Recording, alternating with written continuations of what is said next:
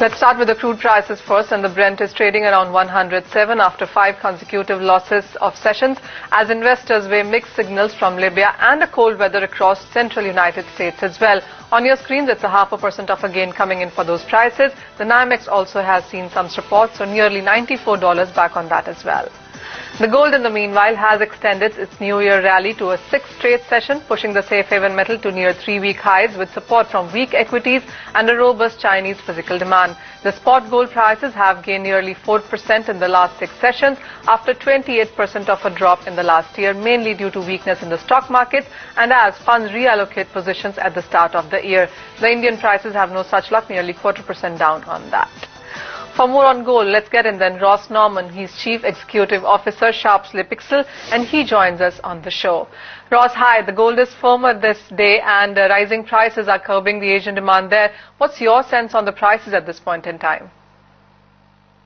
Yeah, well, of course, this is the season for good physical buying across Asia, not only in India at the moment with the wedding season buying that we're having at the moment, but also indeed in China. And this month sees the Year of the Horse starting, which is a very auspicious time for gold buying as well.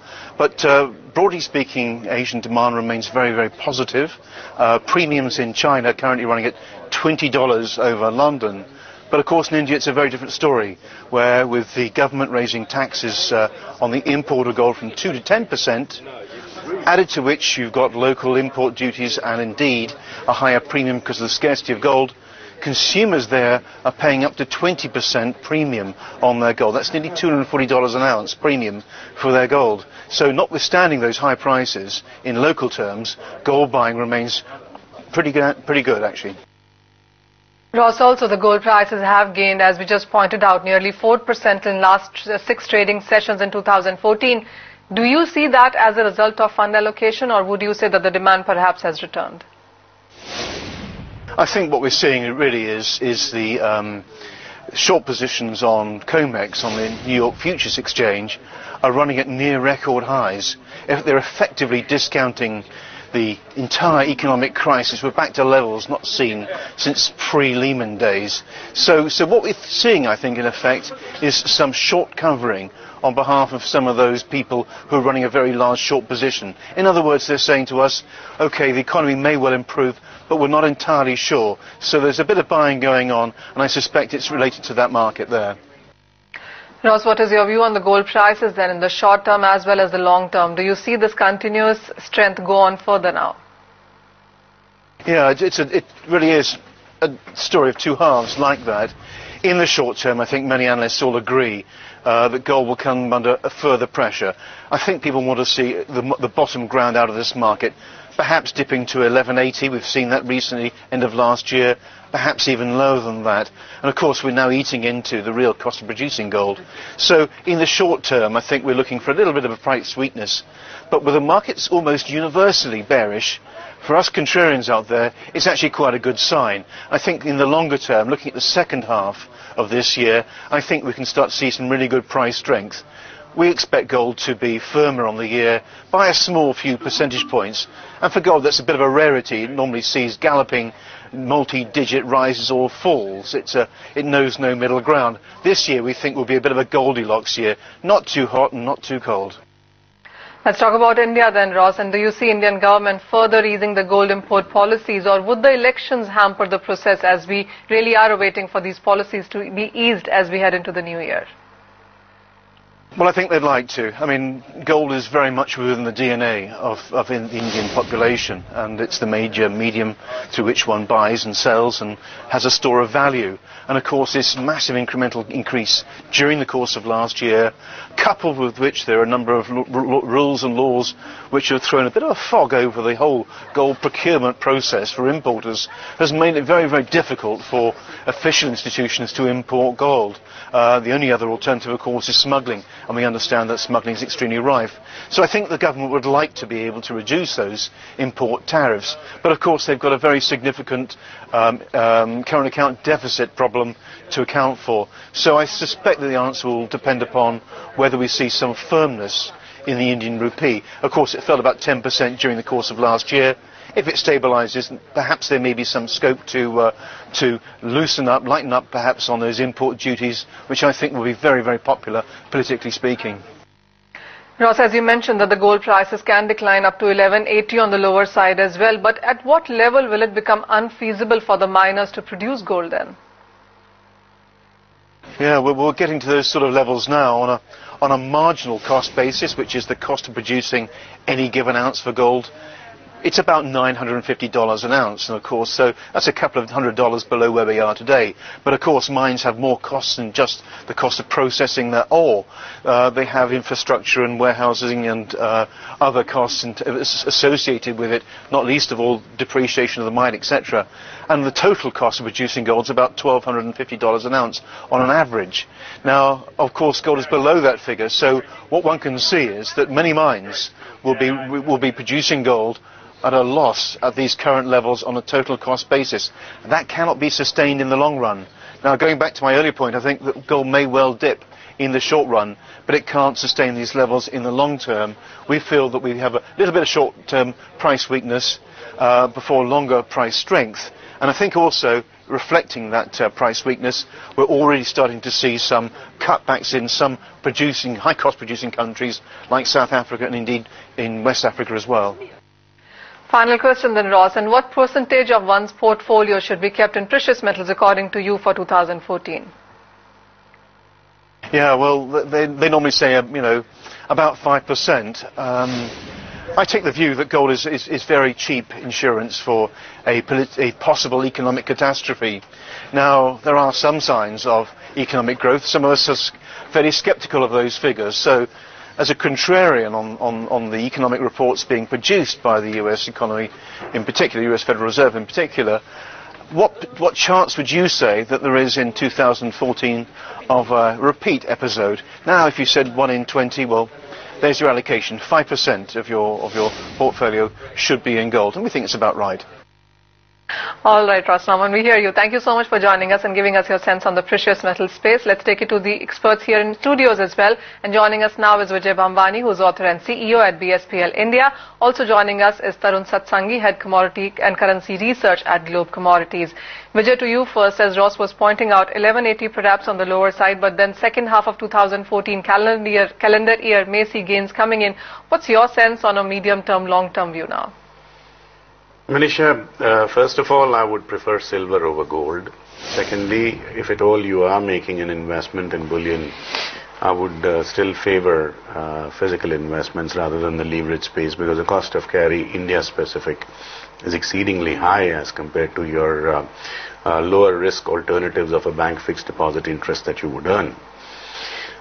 Thirdly, I think silver at this point in time does look like it has potential for declines, and I would stick to my view that the next tranche of 10% of allocation of the entire allocation for silver should be made at 42,000, maybe 42,500. At this point in time, I don't see any sense in chasing prices higher. I would tend to agree that later on in the year you will start to see that the post-election inflation metrics will start to drive bullion prices higher, and the possibility of driving the INR lower vis-a-vis the overseas basket of currencies. So that will also buoy or propel bullion prices higher. So in a very systematic and a deliberate manner, I would like to buy the dips rather than chase prices higher, and that too in the physical segment, I would restrict myself to silver.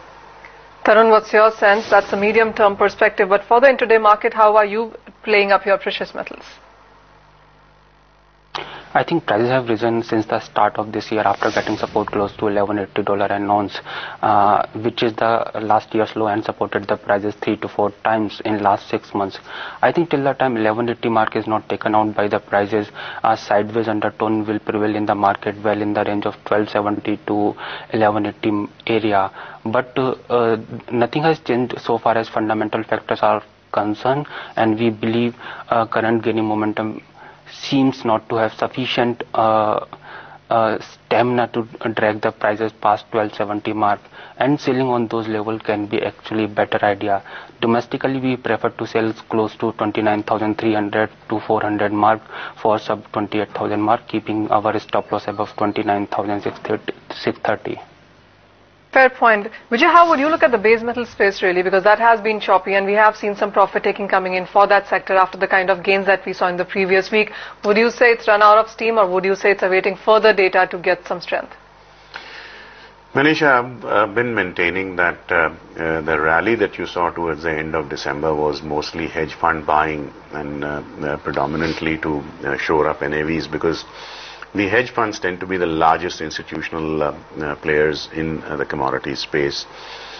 I would tend to feel that industrial metals are looking tired.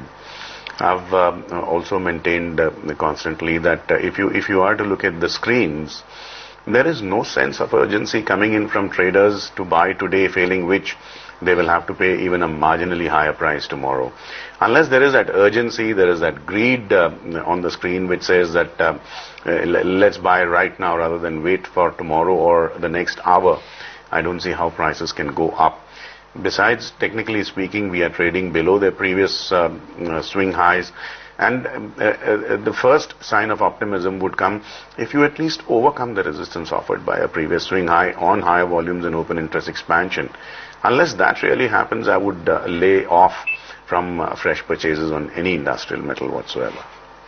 We will keep that in mind. But to energy then, and today has been a strong day for that. And Tarun, how would you want to play up the crude prices, especially given the fact that the US inventories on one side is something that's bearish for the prices, but then again, the cold weather and Libya is another fundamental to watch out for? I think cold weather in Libya is very short-term factor. Altogether, market will eye long-term supply side, which is quite high and meeting the demand in the market. Higher world production, higher production in the US. Apart from that, weak petroleum products demand in the US are the factors which will keep the sentiment down of the crude oil prices in long run. And we believe, I think NYMEX crude may slide below $88 mark in the coming weeks as well. Domestically, I think 6,000 till the time prices are not breaking. Any recovery close to 59.70 should be shorted out for a immediate target of 57.50, and I think in a couple of weeks we may see it testing close to 5400 to 55.50 on lower side. To the agro space, then it has been mixed cues there as well, especially starting with the sugar prices, where they are trading at a 3-week lows on mounting stocks and sluggish demand. That was the intraday market there, but the closing has been slightly on the better side, so 0.5% up on your screens there. It also has seen some choppy moves coming in for the chana prices, where you saw the prices see some support on the spot buying, but then again it is going to be a high crop, and that is something that would eventually put pressure on the prices. But Vijay, what's your sense now coming in for chana prices, because 2014 clearly has started on a positive note? Not surprising, Manisha. I've been talking about how April will be a good month for chana, and any kind of a decline like you are seeing today, I'm seeing chana in the January futures down nearly 2%. These are kind of declines that medium-term trader looking for biting into long positions in the mid and far month series would have awaited. I think at lower levels, once you start accumulating chana, the 3375 level that I talked about in the month of April is still on track. There is nothing technically occurring in the market which needs to change that view. So buying on dip seems to be the way to go forward. Another space that needs talking about is the edible oil space, and we have seen some profit taking coming in there, Tarun, and soybean prices more than 1% down. Ditto is the case with soy oil as well. How are you tracking it now?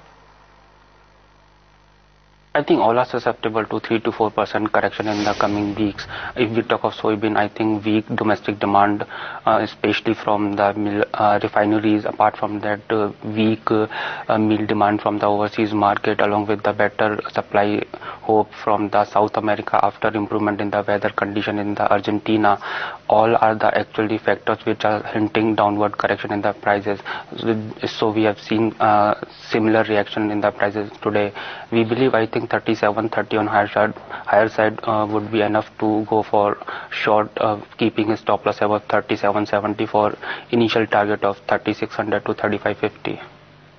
Even RMC are looking to test 34.80 on downside due to better production activity in showing activity in the producing belt, raising the chances of better output this year along with the adequate stock. Altogether, we are expecting 34.80 on downside, on rise around 36.30 would be enough, wherein we can initiate short position, keeping our proactive stop loss above 36.50 on higher side. Fair point. So those are couple of sell calls coming in for the edible oil space. But Vijay, how would you look at the mentha oil prices, especially after we have seen that sell-off coming in previous week?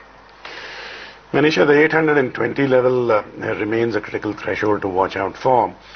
Once you violate that threshold downwards, if the prices stay below 820 for a couple of days, I would fear that even the 800 level is not a Lakshman Rekha or an inviolate Maginot line. I think that will be taken out. So one needs to watch out for this level. Below 820, I would start betting at prices going below the 800 mark also. So there I would basically seek short selling opportunities on mentha oil.